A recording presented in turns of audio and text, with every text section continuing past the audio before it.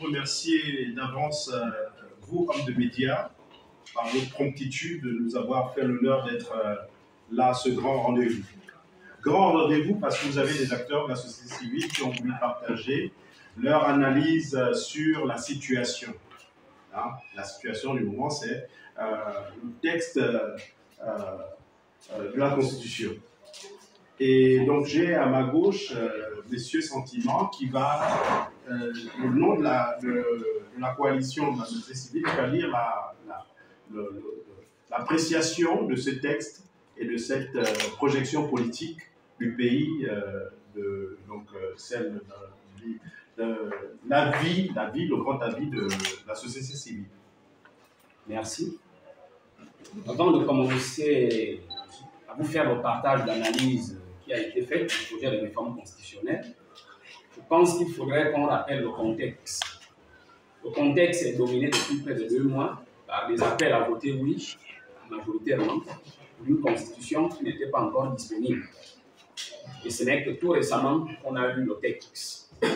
Évidemment, dans un tel contexte, notre analyse a pour but de relever plus ou moins des défaillances, sinon quelques faiblesses dans le projet de réforme constitutionnelle qui est en cours d'adoption. À cet effet, le but de notre analyse est de donner aux citoyens des outils pour apprécier de manière qualitative le texte de réforme constitutionnelle qui est en cours d'adoption. Et naturellement, d'éclairer les citoyens en vue du prochain référendum portant sur l'adoption de la dite constitution. À cet effet, notre analyse porte sur différents aspects de cette constitution, à commencer par le préambule. Dans ce préambule, le point critique qui a été relevé, c'est l'affirmation de la souveraineté du peuple gabonais sur l'ensemble des ressources naturelles de son sol et de son sous-sol, ainsi que sur le numérique et conduit par les dispositions de l'article 42 qui en fait en même temps la propriété exclusive de l'État. Donc il y a une forme de confusion ici. Et la proposition que la société civile émet, c'est que cet article 42 soit supprimé, parce qu'on ne peut pas avoir en même temps un préambule qui reconnaît la souveraineté du peuple sur les ressources, l'ensemble des ressources naturelles, et en même temps, dans une disposition, en faire une propriété exclusive de l'État. Ou néanmoins de supprimer cette propriété exclusive qui crée la confusion. Lorsqu'on sait que par le passé, les populations autochtones ont souvent été victimes de ce type de disposition. Ensuite, au niveau du titre 1, portant sur les droits et libertés fondamentales, nous avons l'article 4. Ici, la proposition serait d'ajouter la liberté de réunion et de manifestation pacifiques et d'association. C'est vrai qu'on reconnaît plus ou moins la liberté des associations, des ONG, mais il faut qu'on sorte de la logique de l'autorisation pour aller vers celle de la déclaration des manifestations publiques qui permet d'avoir une certaine souplesse et d'avoir moins d'interdictions. Ensuite, nous avons l'article 20. Cet article est bref sur la problématique des droits des femmes, la dimension économique et sociale, politique et familiale. La proposition émise par la société civile serait de scinder cet article en deux avec un deuxième alinéa qui dira que l'État prend et veille à l'application des mesures nécessaires pour garantir l'autonomie socio-économique de la femme, la lutte contre les violences et toutes les formes de menaces sociales, professionnelles ou d'atteinte physique, morale visant la femme, etc. Sur la section 2 des devoirs de l'État, article 32, nous pensons qu'il faut renforcer l'alinéa 3 en ajoutant la notion de parité. Pour ce qui est du titre 2 des principes et valeurs de la République, chapitre 1 des principes, l'article 42, la proposition qui est mise ici, ce serait la nécessité d'harmonisation entre le préambule sur les droits du peuple qui est souverain et les ressources naturelles du pays. À l'article 44, il faudrait peut-être songer à préciser l'âge de la majorité qui est de 18 ans. Pour le titre 3 du pouvoir exécutif, chapitre 1 du président de la République, l'article 52 sur la durée du mandat présidentiel. Le point critique ici, c'est que le mandat de 5 ans est la norme dans la plupart des constitutions modernes en Afrique. La constitution du 26 avril 1991, issue de la conférence nationale, l'avait retenue, avant que cette durée ne soit démantelée par l'ancien régime. Un mandat long de 7 ans présente le risque de routine, voire l'essoufflement politique du régime et de l'action économique de l'État. La proposition qui est faite ici, c'est de réécrire cet article en réduisant le mandat à 5 ans, comme au fond, comme un grand nombre de Gabonais le souhaitent et comme ça se passe ailleurs. Toujours dans le même chapitre, le Conseil supérieur de la magistrature 3, le Sénat 1 et l'Assemblée 2. Et nous maintenons naturellement l'idée du vote du président de la Cour constitutionnelle par ses pairs. Et peut-être aussi ouvrir à des personnalités qualifiées du service public, c'est-à-dire les professeurs d'université, devraient aussi figurer dans ce collège. Pour le titre 9 des collectivités locales, chapitre 2, des compétences et du fonctionnement, l'article 178, financement. L'actuel projet de réforme constitutionnelle stipule qu'il faut consacrer 10% des ressources qu'on devrait donner aux collectivités locales. Nous, en tant que société civile, nous suggérons ou nous proposons qu'on inscrive une dotation d'office de 20% du budget général annuel de l'État alloué par an aux collectivités locales. Cela remplacera plus facilement sur le terrain les aides présidentielles, qui généralement sont présentées comme des dons. Et cela aura aussi le mérite d'accélérer le processus de décentralisation, qui est toujours plus ou moins bloqué, surtout au niveau de la disponibilité des ressources financières. Au titre 10 de la révision de la Constitution, chapitre 1 de la procédure de révision, l'article 186, compte tenu de l'importance de cette disposition qui vise à sacraliser la Constitution pour qu'elle ne soit plus facilement manipulable au Parlement, comme au cours de ces dernières années, il faut créer un article entier, c'est notre proposition, à partir de l'alinéa 4 qui stipule que la révision de la Constitution est acquise par voie référendaire. La proposition de révision de la Constitution.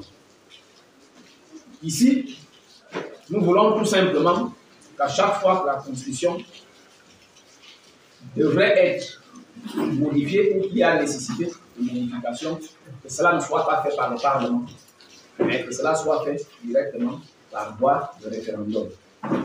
Voilà, mesdames et messieurs, l'économie des contributions de la société civile qui naturellement vise à ouvrir le débat pour éclairer les citoyens lors du prochain référendum. Je vous remercie. Voir l'essoufflement politique du régime et de l'action économique de l'État. La proposition qui est faite ici, c'est de réécrire cet article en réduisant le mandat à 5 ans, comme, au fond, comme un grand nombre de Gabonais le souhaitent et comme ça se passe ailleurs.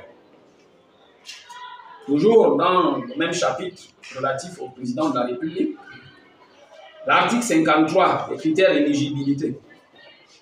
Le point critique, c'est naturellement les dispositions qui stipulent qu'il faut être né de père et de mère gabonais, et même des Gabonais, être marié à un Gabonais ou à une Gabonaise. La proposition émise par la société civile ici, c'est que cet article viole le code de la nationalité applicable depuis les années 1960 et les articles 25 et 26 relatifs au pacte international relatif aux droits civils et politiques. Cette disposition, en outre, est discriminatoire et excessive. Les motions découlant des actes anticonstitutionnels de l'ancienne première dame ne devraient pas aboutir à une approche radicale des critères d'éligibilité à la présidence de la République. En conséquence, il est nécessaire de retirer cette disposition et consacrer la formule à avoir la nationalité gabonaise d'origine, de père ou de mère. Toujours dans le même chapitre relatif à l'élection du président de la République, nous avons l'article 58 qui parle du vice-président de la République et du vice-président du gouvernement. Le point critique ici, c'est que dans un contexte économique, budgétaire et de restauration des institutions, ces deux vice-présidents ne paraissent pas nécessaires. La Constitution de 1961, qui porte le modèle de référence du régime présidentiel sous Léon Mba de 1963 à 1975, avait un seul vice-président.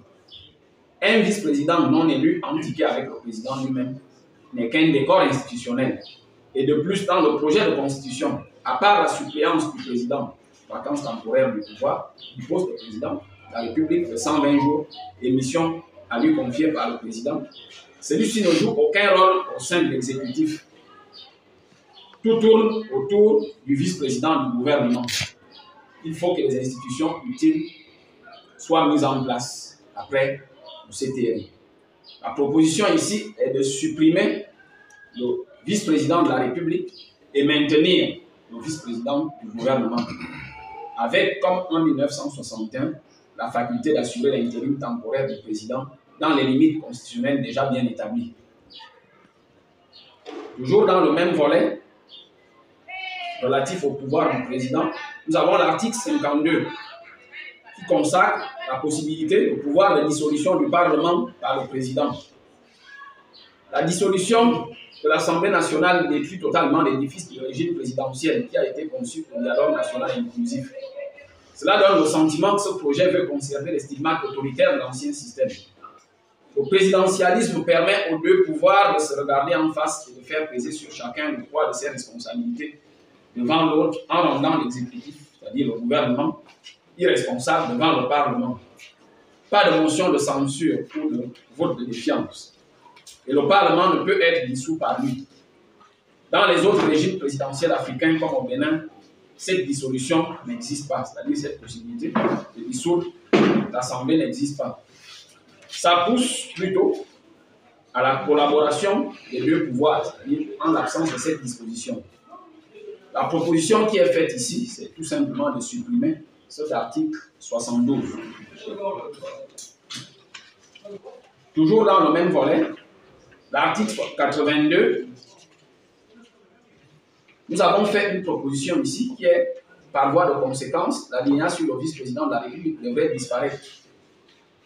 Le titre 4 des rapports entre le pouvoir exécutif et le pouvoir législatif.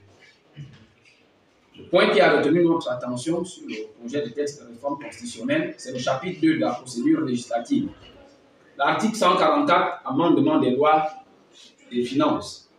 Le point critique ici sont les alinéas 2 et 3 de cet article qui réduisent ou dissuadent les parlementaires à contribuer à l'élaboration de l'action économique et sociale du pays en soumettant des projets à inscrire dans la loi des finances.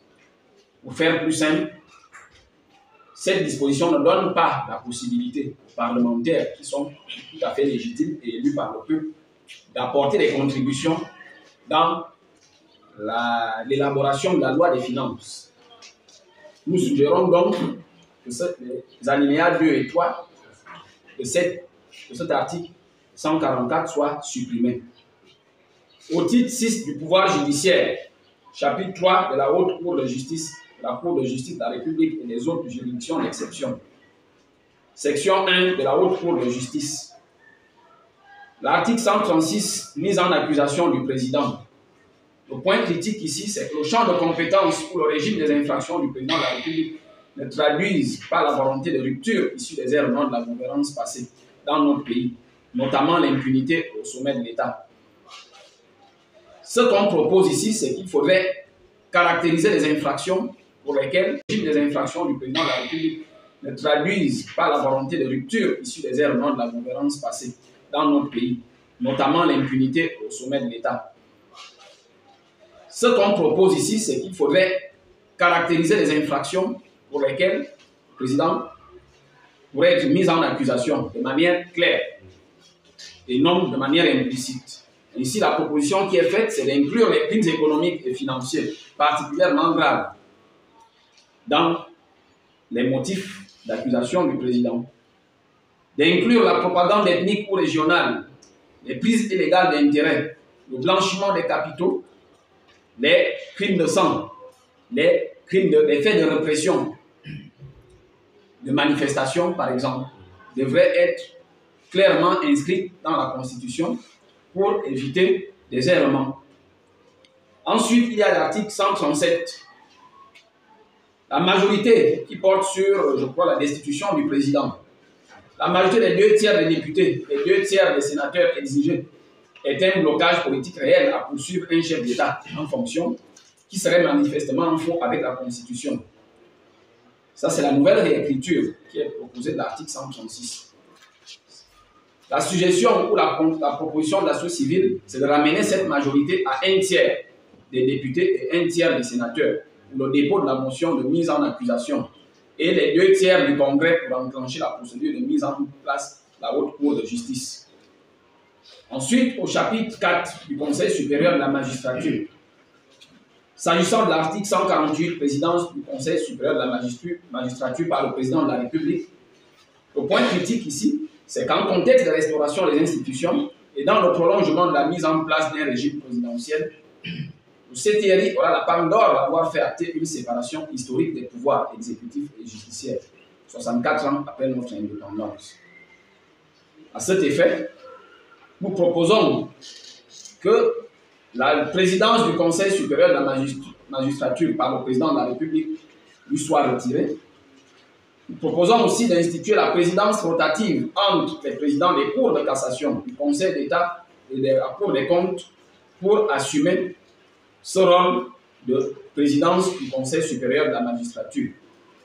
Les ministres de la Justice et du Budget y assistent avec voix consultante pour y représenter le gouvernement. Et d'une autre part, cette inclusion ne donne pas au Gabon l'image d'un pays démocratique, parce que nous savons tous qu'un président qui dirige un conseil supérieur de la magistrature ne permet pas à la justice d'assumer clairement son indépendance. C'est à ce titre-là, naturellement, nous faisons cette suggestion que la présidence du Conseil supérieur de la magistrature soit retirée au président de la République. Pour ce qui est du titre 7 de la Cour constitutionnelle, chapitre 2 de la saisine, l'article 134 stipule que un nombre très limité d'acteurs peut faire des saisines à la Cour constitutionnelle. La suggestion qui est faite ici par la société civile comme contribution, ce serait d'ouvrir la saisine aux partis politiques et aux acteurs de la société civile sur les questions de constitutionnalité et des droits humains. Il s'agit ici de donner la possibilité à tous les citoyens de pouvoir saisir la Cour constitutionnelle et non de réserver ça à une petite élite. Pour ce qui est du chapitre 3 de la composition et du statut des membres, l'article 160, nomination des membres de la Cour constitutionnelle, la structuration prévue par le projet de réforme constitutionnelle en cours ne garantit pas l'indépendance de la Cour et son impartialité politique. À partir du moment où les 9 membres sont élus par le président, sont proposés ou nommés par le président de la République, le président de l'Assemblée nationale et, je crois, par le Sénat et le Conseil supérieur de la magistrature. À cet effet, nous proposons qu'on privilégie plutôt le principe d'élection et non de nomination des membres de la Cour constitutionnelle et que cette élection se passe parmi les pairs. Ainsi, le président pourrait, par exemple, proposer 2 membres, le Conseil supérieur de la magistrature 3, le Sénat 1 et l'Assemblée 2. Et nous maintenons naturellement l'idée du vote du président de la Cour constitutionnelle par ses pairs. Et peut-être aussi ouvrir à des personnalités qualifiées du service public, c'est-à-dire les professeurs d'université, devraient aussi figurer dans ce collège. Pour le titre 9 des collectivités locales, chapitre 2, des compétences et du fonctionnement, l'article 178, financement. L'actuel projet de réforme constitutionnelle stipule qu'il faut consacrer 10% des ressources qu'on devrait donner aux collectivités locales. Nous, en tant que société civile, nous suggérons ou nous proposons qu'on inscrive une dotation d'office de 20% du budget général